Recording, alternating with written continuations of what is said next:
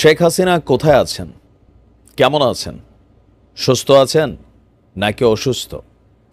সরাসরি তার সম্পর্কে কোনো রকম তথ্য ভারতের কোনো রকম মিডিয়া থেকে আসে না, টেলিভিশন মিডিয়া থেকে আসে না, ভিডিও কোনো বক্তব্য গত 6 মাসের কাছাকাছি সময় হয়েছে আমরা সরাসরি দেখিনি তাকে। তো এই যে তিনি পর্দার অন্তরালে আছেন অথবা পর্দার অন্তরালে তাকে রাখা হয়েছে, অনেকে বলেন যে ওনাকে টেকনিক্যালি কন্ট্রোল করছে, তার স্পিচ সেখান থেকে রেকর্ডেড।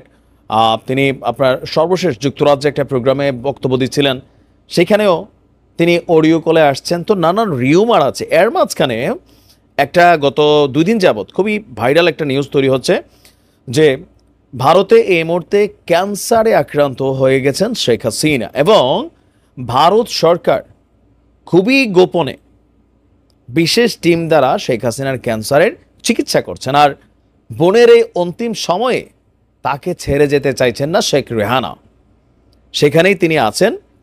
এখন এই যে খবরটার সত্য মিথ্যা নিয়ে যে ন্যারেটিভ তৈরি হয়েছে, এটা যখন সোশ্যাল মিডিয়া প্ল্যাটফর্মে আসছে, আওয়ামী লীগের অনেক নেতাকর্মী হতাশাগ্রস্ত হচ্ছেন যে সত্যি সত্যি কি তিনি ক্যান্সারে আক্রান্ত কিনা। এর আগে একবার একটা গুজব ছড়াইছিল, জামাতের একজন ইউটিউবার তিনি বলছিলেন শেখ হাসিনা যুক্তরাজ্যে গোপনে ক্যান্সারের চিকিৎসা করছে। তো ওইখান থেকে আবার এটা অনেকের কাছে প্লাস মাইনাস হচ্ছে। তো আসুন দেখি মূল ঘটনা কি।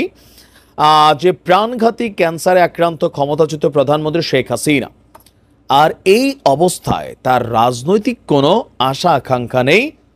যতদিন বেঁচে থাকবেন রাজনীতি ছেড়ে পরকালের পাথেয় জোগাড় করতে চান তিনি। শেখ হাসিনার স্বাক্ষর করা এমন একটা বিবৃতি সামাজিক যোগাযোগ মাধ্যমে ঘুরছে।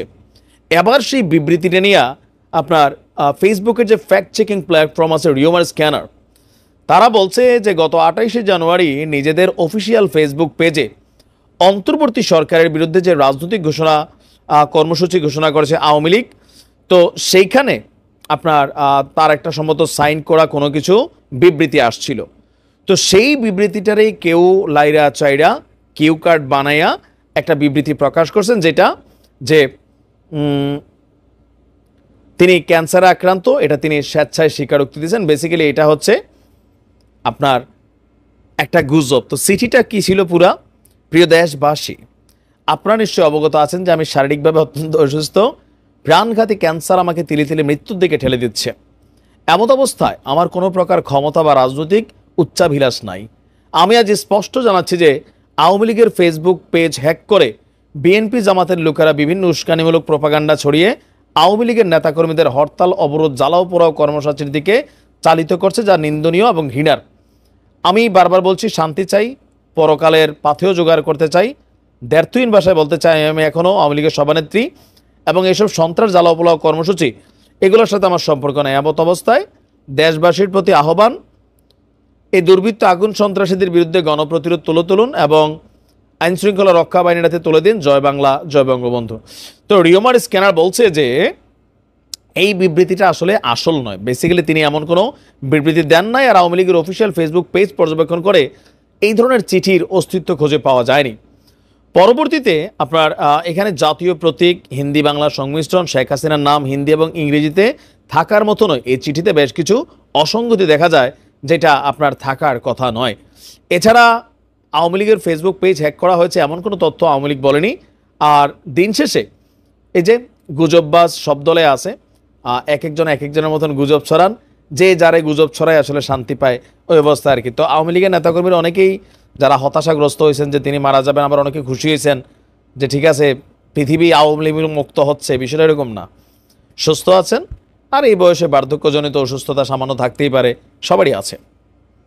তার মানে এই খবরগুলা গুজব। যে কোনো সময় গোপালগঞ্জের ছাত্রলীগ, যুবলীগ এই সংগঠনগুলোর বিরুদ্ধে একটা চিরুনি অভিযান শুরু হতে যাচ্ছে। গোপালগঞ্জ বাংলাদেশ আওয়ামী লীগের একটা শক্ত ঘাঁটি। 5ই আগস্ট পরবর্তী সময় সারা বাংলাদেশে যখন আওয়ামী লীগ দিশে হারাচ্ছিল, গোপালগঞ্জে আওয়ামী লীগ অনেকটা শক্তিশালী ছিল। আমরা দেখেছি সেখান থেকে নানান কর্মসূচিও ঘোষণা করা হয়েছিল। ইভেন সেনাবাহিনীর সদস্যরাও সেখানে গিয়ে বড় ধরনের কোনো আপনার অভিযান পরিচালনা করেননি এবং কি নানান অপ্রীতিকর ঘটনা ঘটেছে। আজকের দিন পর্যন্ত গোপালগঞ্জে আওয়ামী লীগ কতটা শক্তিশালী এটা আমরা দেখতে পাচ্ছি। আর সমন্বয়কদেরকে কেন্দ্র করে বিভিন্ন জায়গায় যে লেখা, স্লোগান অথবা ধরেন মেসেজ, গ্রাফিতি তৈরি করা হচ্ছে, সেগুলো বাস্তবে পরিণত করছে একদল মানুষ।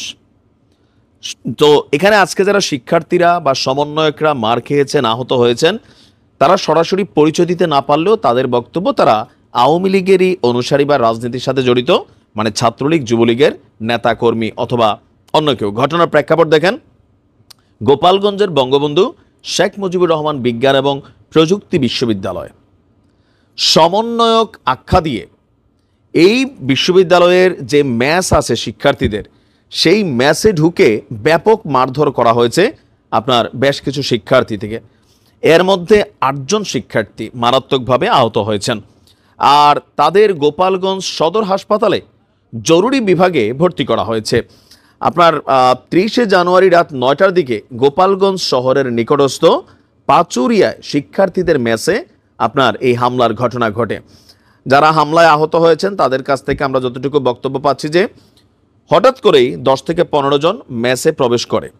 তো প্রবেশ করেই শিক্ষার্থীদেরকে বলে যে তোরা সমন্বয়ক, বইলাই কোনো কথা নেই, তাদেরকে গালাগালি করে।